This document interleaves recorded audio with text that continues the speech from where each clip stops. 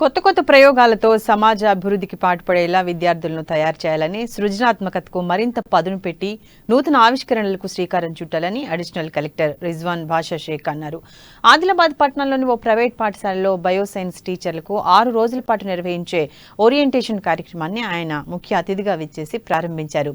Tech Mahindra foundation సహాయత trust సౌజన్యంతో నిర్వహిస్తున్న ఈ వేదికను సద్వినియోగం చేసుకునే విద్యార్థుల భవిష్యత్తుకు బంగారు బాటలు వేయాలని సూచించారు. వారిని భావి భారత శాస్త్రవేత్తలుగా తీర్చిదిద్దాలన్నారు.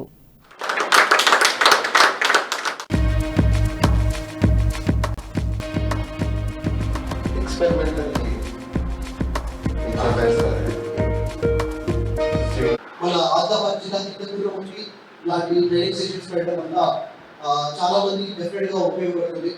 సో యూజువల్ గా మన టీఎల్ఎం మెటీరియల్ ఉంటుంది, థియరిటికల్ బుక్స్ ఉంటాయి, కానీ ప్రాక్టికల్ గా ఒక టీచర్ చేయడానికి చాలా టైం తక్కువ ఉంటుంది.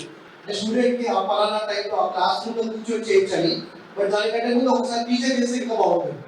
సో ఐ థింక్ ఈ 6 days లో most of you have done this. And that's what we've been trying to do for almost 5 years now, sir. And thanks to the support from SCERT, we've been doing a lot of trainings for the government school teachers and also for private school teachers. And our philosophy is that how can we as teachers, right? How can we as teachers make students learn science?